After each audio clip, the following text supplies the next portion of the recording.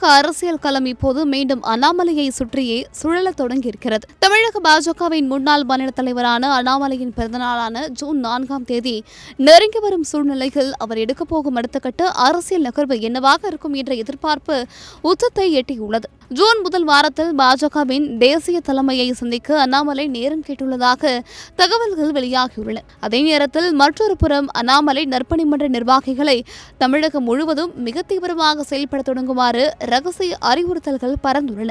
இதனால் அவர் ஒரு புதிய மாநில கட்சியை அறிவிக்கப் போகிறாரா அல்லது பாஜகவிலேயே ஒரு பெரிய பொறுப்பில் நீடிக்கப் போகிறாரா என்ற விவாதம் தமிழகம் முழுவதும் ரெக்கை கட்டி பறக்கிறது. அண்ணாமலையின் ஆதரவாளர்கள் மற்றும் நற்பணி மன்ற நிர்வாகிகளின் தற்போதைய சுறுசுறுப்பை கவனிக்கும் போது அவர் ஒரு புதிய மாற்று சக்தியான அடித்தளத்தை அறிவிக்க வாய்ப்புள்ளதாகவே தெரிகிறது. குறிப்பாக தமிழகத்தின் அனைத்து மாவட்டங்களிலும் உள்ள பூத் லெவல் கமிட்டிகளில் பலத்தை அதிகரிக்கவும், மக்கள் நலப் பணிகளில் கூடுதல் கவனம் செலுத்தவும் நற்பணி மன்றங்களுக்கு ரகசிய உத்தரவு பிறப்பிக்கப்பட்டுள்ளது. அண்மைய தேர்தல் நகர்வுகளின் போது கட்சிக்குள் நிலவிய சில பூசல்கள் மற்றும் மாநில தலைவர் பதவியிலிருந்து விடுவிக்கப்பட்ட விதம் போன்றவை அண்ணாமலையை ஒரு புதிய முடிவை நோக்கி தள்ளியிருக்கலாம் என்று அரசியல் நோக்கர்கள் கருதுகின்றனர். காலை 9 மணியிலிருந்து இரவு 12 மணி வரை மே 31 ஒரு நாள் மட்டும். ஜூன் முதல் வாரத்தில் அவர் மேற்கொள்ள உள்ள டெல்லி பயணம் தனது இந்த முடிவை மேலிடத்திற்கு தெரிவித்துவிட்டு சுமூகமாக விடைபெறுவதற்காக கூட இருக்கலாம் என அவரது ஆதரவாளர்கள் மத்தியில் ரகசியமாக பேசப்படுகிறது. இருப்பினும் அண்ணாமலைக்கு நெருக்கமான மற்றொரு தரப்போ இந்த தகவல்களை முற்றிலுமாக மறுக்கின்றனர்.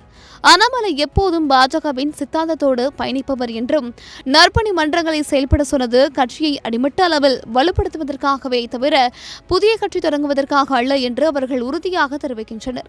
டெல்லி தலைமையுடனான இந்த சந்திப்பிற்கு பிறகு அண்ணாமலைக்கு தேசிய அளவில் ஒரு மிகப்பெரிய பொறுப்போ அல்லது தமிழக பாஜகவை சீரமைக்கும் கூடுதல் அதிகாரமோ வழங்கப்படலாம் என்றும் சொல்லப்படுகிறது. புதிய கட்சி தொடக்கமா அல்லது டெல்லி சந்திப்பிற்கு பிறகு பாஜகவில் ஒரு புதிய விஸ்வரூபமா என்ற அனைத்து கேள்விகளுக்கும் ஜூன் முதல் வாரத்தில் அண்ணாமலை மேற்கொள்ளும் டெல்லி பயணமும் அவரது பிறந்தநாள் அறிவிப்புகளும் விடை கொடுத்துவிடும். தமிழக வெற்றி கழகத்தின் முதலமைச்சர் விஜய் ஒருபுறம் ஆக்ரோஷமாக செயல்பட்டு வரும் நிலையில் அண்ணாமலையின் இந்த அடுத்த கட்ட அரசியல் நகர்வு தமிழக அரசியலில் ஒரு மிகப்பெரிய தாக்கத்தை ஏற்படுத்தும் என்பதில் சந்தேகமில்லை. அண்ணாமலை எடுக்கப் போகும் அந்த ரகசிய முடிவு என்ன என்பது இன்னும் சில நாட்களில் வெளிச்சத்திற்கு வந்துவிடும்.